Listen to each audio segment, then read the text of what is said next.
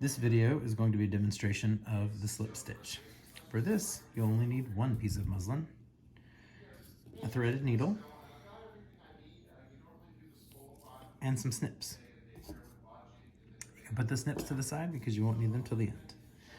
I've already got this needle threaded and with a knot in it, so I'm ready to go. For the slip stitch, take your sample piece, fold the long edge down about 1/4 to 3/8 of an inch.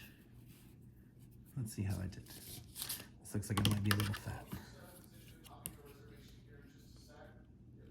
Yeah, that's almost a 1/2 inch. We're not doing rocket science here. It doesn't have to be specifically perfect in this case. If somebody gives you a dimension in this costume shop though, pay very close attention to it. And for your second fold, you want to make a little bigger, but you want to make sure you've got plenty of fabric down here too. So, ideally also you would press this under the iron if you're working in the costume shop.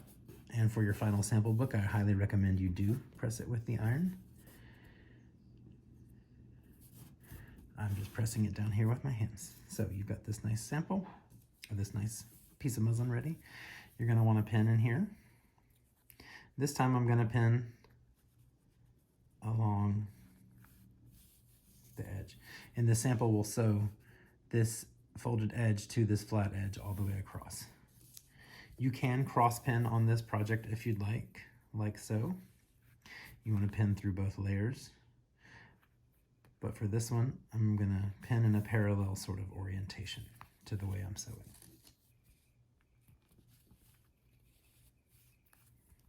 All right. To start this one,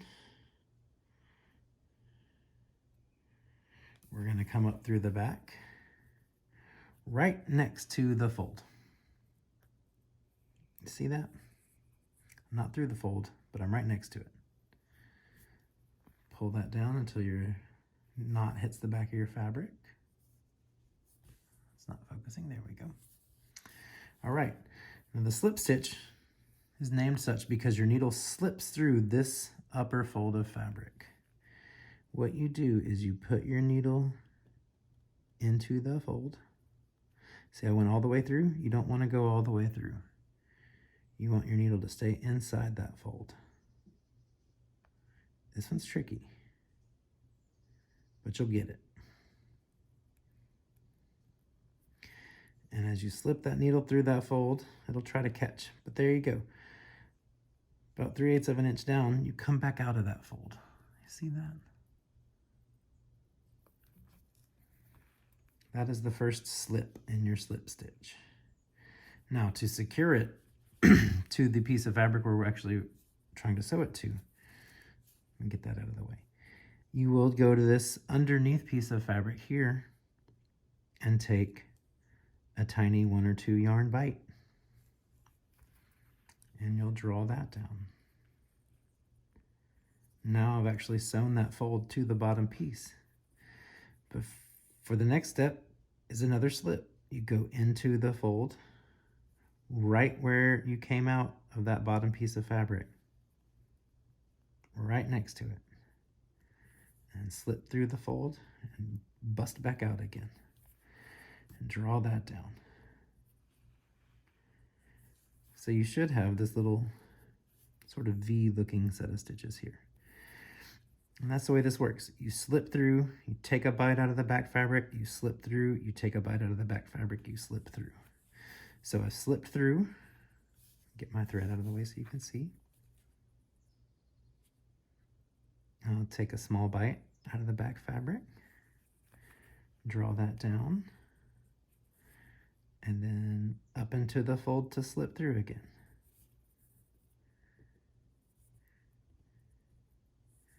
Bust back out of the fold. Pardon me for 1 second, my needle came unthreaded. I'm not heeding my own advice and holding at the eye of the needle, which helps you prevent that. If you hold your needle back here, your thread can't slide through. So, I've slipped through. I'm going to take a bite out of the back fabric.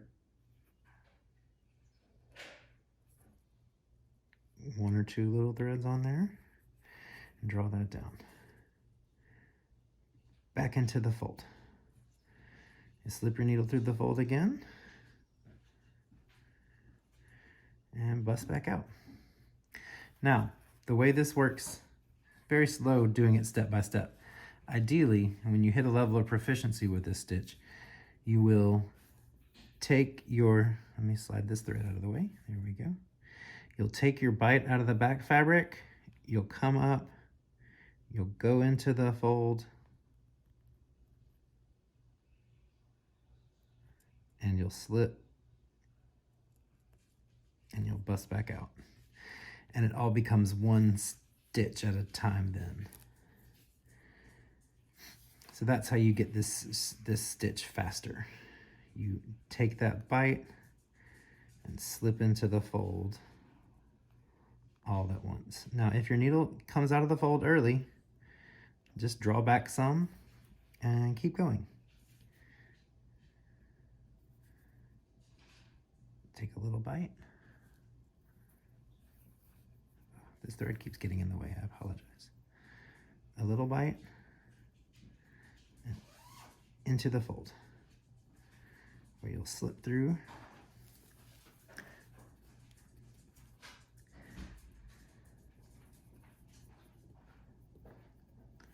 This is gonna take some getting used to, y'all. It's a little tricky. If you don't like that all at once motion, don't feel like you have to. You can always just take your bite and then do the slip. You might find this faster and easier. Some people do.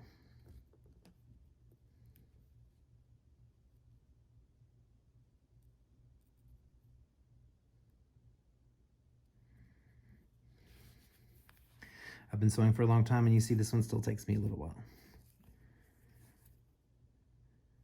All right, little bite. Oh, I unthreaded my needle. Some days sewing is just a little taxing on your nerves.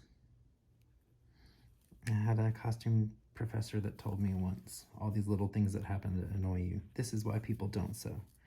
She may be right.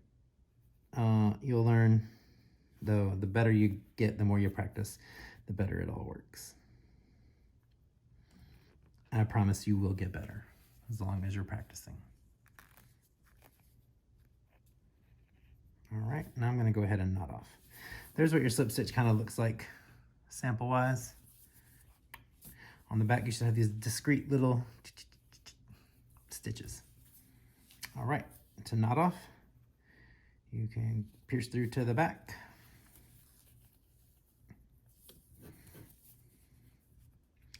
Pick up just a few yarns or fibers right next to where you pierce through. Oops, I should have gone through the hole. Draw that down, there's your loop. Sew through it, that's your knot. Do it again. Draw it down, there's your loop. Put your needle through it, there's your knot. Trim it, and you're done. Now, of course, as always, you will go all the way across this sample. I also recommend pressing your samples at the end. It makes them look much nicer. And that's the slip stitch.